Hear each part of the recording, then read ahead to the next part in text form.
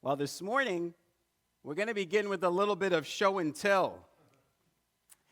This framed poster hangs in the foyer of our church, and it says, "Welcome to a progressive Christian community."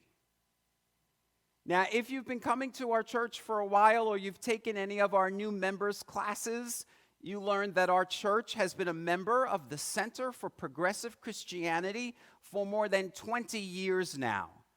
For those of you who are watching from home, this poster is also on our church's website. Now, I'm not going to read all of this to you, but these are the 8 points of progressive Christianity, meaning these are the 8 beliefs or tenets, if you will, of what it means to be a progressive Christian. I share it with you this morning because there are 2 of them that I'd like to point out. One says that we welcome a community of people, including believers, agnostics, and questioning skeptics. And it says, we believe that there is more value in questioning than in absolutes. We believe there's more value in questioning than absolutes. I love that. I love that we're a church that's more about the questions than the answers, and we let people know that right when they're coming into the church, that this is a place where they can bring their questions and doubts and skepticisms. Because that's what we're here to do each week, to explore the mystery. You know, faith and spirituality is a mystery.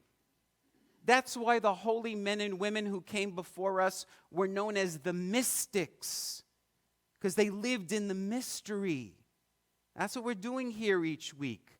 We're exploring the questions. It's why last Sunday, on Easter Sunday, our holiest day of the year as Christians, we in this church last Sunday were able to explore the mystery of Jesus' resurrection and to question whether or not it was the physical resuscitation of a body. We would not be able to do that in 99.9% of Christian churches in America. People come to church for the most part because they want the answers. Pastor, give me the answer. And there are plenty of Christian churches, especially here in West Michigan, that'll give you answers. I told you before, and I'll say it again, I don't have your answers. And any pastor or spiritual teacher that tells you that they have the answer, I guarantee you they don't have the answer. Now, in our bulletin, each and every Sunday on the inside front cover, we print our church's mission statement. This was a mission statement that was crafted by this congregation over 15 years ago when Andy DeBraber was the pastor. And among the statements in our mission statement, it says, we are a church that values questions more than answers. We value questions more than answers. Now, that does not mean that we at Douglas UCC are not a church of people of great faith. Other Christian churches might say that about us. They might say, if you have doubts about your religion, you are not a person of great faith. But actually, it's just the opposite. I shared in our church newsletter this week, our epistle newsletter, a quote from the contemporary Christian writer whose name is Anne Lamott. I know we have a lot of Anne Lamott fans in our church. The quote said this: "The opposite of faith is not doubt. The opposite of faith is certainty." I'll say it again. The opposite of faith isn't doubt. The opposite of faith is certainty. And boy, isn't it true, there are so many Christians in America today who are so certain that they have the answer, not just for themselves, but for everybody. But that isn't faith. That's the opposite of faith. Now, in the New York Times recently, there was a wonderful editorial with a great title, got my attention. It said, "God is a question, not an answer." And it was written by Professor William Irvin. And in that editorial, he said this: "Belief without doubt would not be required by an all-loving God, and it should not be worn as a badge of honor. People who claim certainty about God worry me, both those who believe and those who don't believe. They do not really listen to the other side of the conversation, and they're ready to impose their views upon others. It is impossible to be certain about God. It is impossible to be certain about God. Some of the greatest spiritual people I know are people who express doubts about their faith. Mother Teresa, one of the holiest people of the 20th century, after she died, they published some of her journals. And in those journals, she expressed doubt towards the end of her life whether or not God existed. That doesn't mean she wasn't a woman of great faith. It means that she was. One of the greatest theologians of the 20th century, his name was Paul Tillich. He said, "Doubt is not the opposite of faith. Doubt is an element of faith." In order to be a faithful person, doubt is an element of faith. And that's why I think the Apostle Thomas that we heard about in our scripture reading for today, I always think he got a bad rap. Because we always think of him as the doubting Thomas. Never in the Gospels does it say that the term doubting Thomas, but it's become part of our vernacular. And what doubting Thomas means is someone who doesn't believe, as if that's something bad. I don't think that Thomas was the only one that had doubts. I mean, where are the apostles in this story? Jesus, their friend who they thought was the Messiah, had been crucified, and now they're hiding in fear. And I guarantee you, while they were locked in that room in fear, they were expressing a lot of doubts. Doubts like, gee, I wonder if we were right about this Jesus guy. I wonder if I should have left everything behind to follow this guy. So I'm sure Thomas wasn't the only one with doubts. But when Thomas comes and they tell him, "Thomas, we've seen the Lord," Thomas doesn't say, "You guys are liars."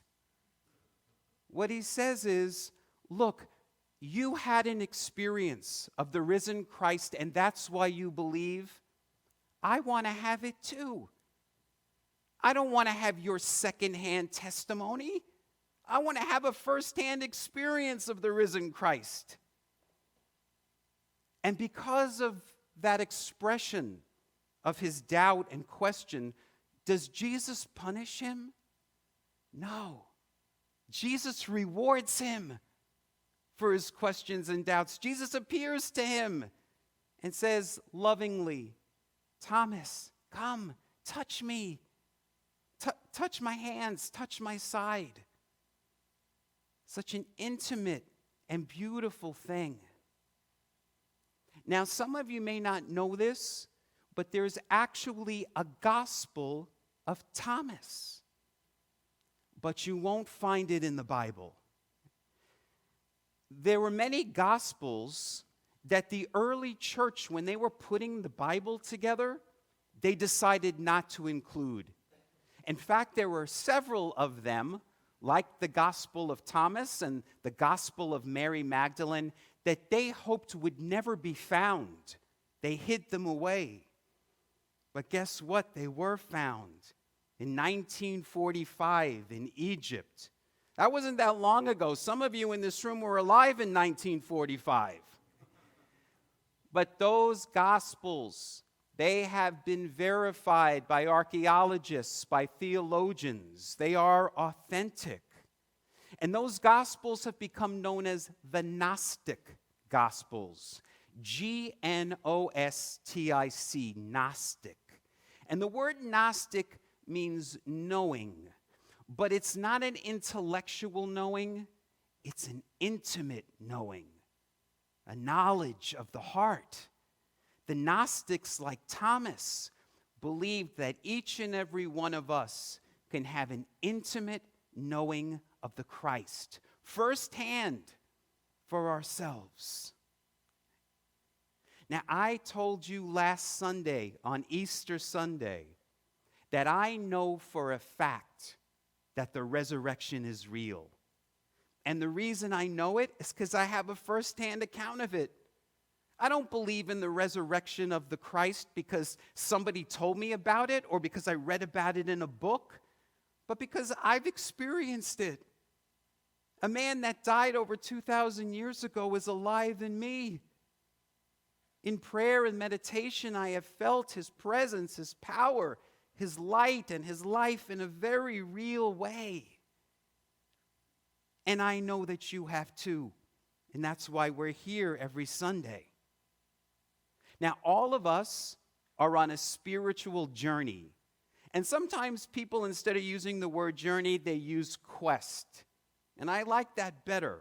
We're on a spiritual quest because quest is part of the word questioning. Part of our spiritual life is we're supposed to be bringing our questions and our doubts. I actually find one of the greatest stumbling blocks people have on their spiritual journey, one of the greatest stumbling blocks that keeps them from having that firsthand experience of the Christ is their unquestioned beliefs. Religious beliefs that they just inherited from childhood, from their parents, from their churches, from their society. Beliefs they just unconsciously and unquestioningly took on. Scripture in Romans 12 says, we are transformed by the renewing of our mind. And that's why I always talk to you almost each and every Sunday about the importance of prayer and meditation. You have got to get still. Be still and know is what Scripture says. In the silence, we can bring our questions and our doubts. We can wrestle with them. I don't have your answers, but all of your answers are within you. In the Gospel of Thomas, if you read it, Jesus says, if you awaken that which is within you, that which is within you will set you free. So that's what I want to invite you to do as we continue this Easter season together, is to find time each and every day to be still and know, to bring your doubts and questions to the light. And may we, the people of Douglas UCC, be a congregation of people that humbly lives the questions together, then arrogantly proclaim that we have everyone's answers. Namaste.